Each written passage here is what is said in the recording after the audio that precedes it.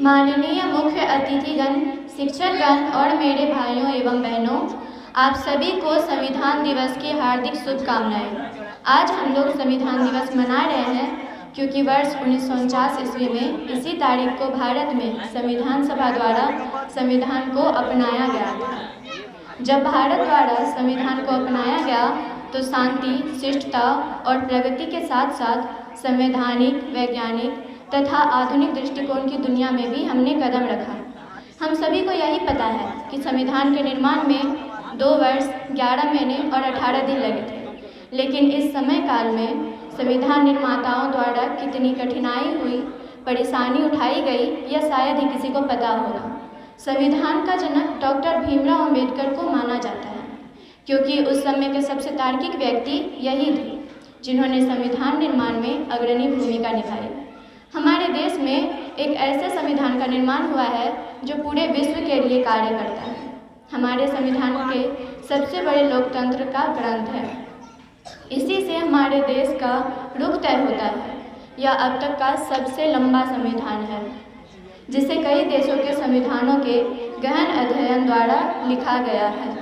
भारत का संविधान विश्व का सबसे बड़ा लिखित संविधान है। यह एकता का परिचय देती है, सम्मान और आदर का परिचय देती है। हमारे देश में अगर कोई बाहरी व्यक्ति भी आते हैं, कोई विदेशी भी आता है, तो वह यही सोचकर आता है कि यहाँ पर मेरे लिए भी संरक्षण का अधिनियम बनाया गया है, यहाँ पर मेरी भी संरक्षणता होगी, यहाँ पर हमें कोई नुकसान नहीं होगा, इस देश में मेरी स्वतंत्रता है, मेरे लिए भी संरक्षण का प्रावधान है। संविधान है क्या? संविधान नियमों, कानूनों और अधिकारों तथा संरक्षण का एक लिखित दस्तावेज है जिसके निर्माणकर्ताओं ने प्रकृति के नियमों को माना है। हमें आज़ादी, जीवन की आज़ादी, धर्म की आज़ादी और आज जो यहाँ पर प्रोग्राम आयोजित हुआ है, इसकी आज़ादी कहाँ से मिलती है? इसी संविधान से। संविधान को 3 रूपों में बांटा गया: प्रस्तावना, अनुच्छेद और अनुसूची।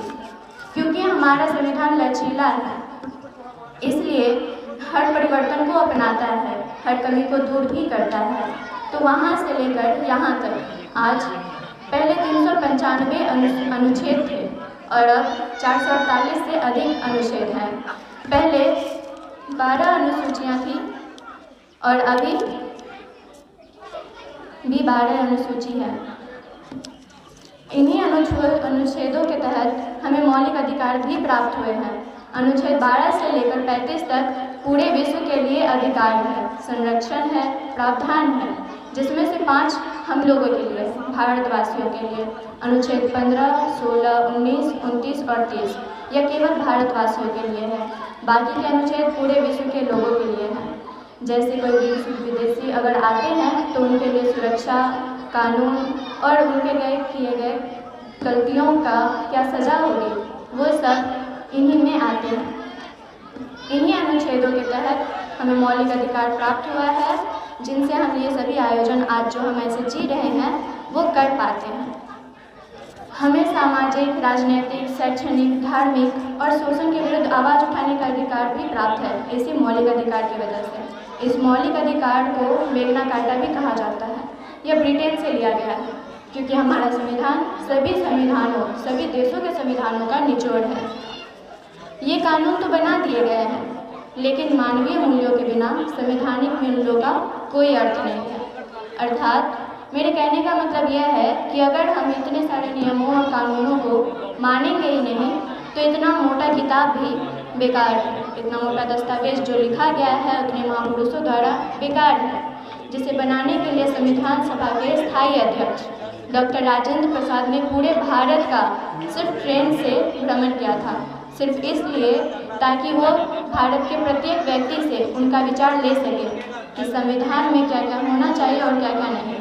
इसका मतलब क्या हुआ? इसका मतलब यही कि संविधान तो हमने ही बनवाया है, बस उसे लिखने वाले कलम किसी और के हाथ में थे और हमें लगता है कि सिर्फ उन 299 लोगों ने जो कि संविधान सभा में थे, सिर्फ उन्होंने ही लिखा है संविधान। और हम लोग समझते हैं कि नहीं, सिर्फ 299 का ही तो काम है, हम लोग तो फ्री हैं, हमको बस वो आज़ादी जो मिली है वही ग्रहण करना है, उसका मज़ा उठाना है। हमें समझना पड़ेगा कि वो जो उनमें जितने भी विचार हैं, जितने भी कानून हैं, जितने भी अधिनियम बनाए गए हैं, वो सब हमने बनाए हैं। हमारा अधिकार हमारी सोच है, ना कि उनमें लिखे गए कुछ लाइन्स। आज के दिन आप लोगों ने मुझे बोलने का मौका दिया, उसके लिए आप लोगों का बहुत बहुत धन्यवाद देती हूँ। शुक्रिया।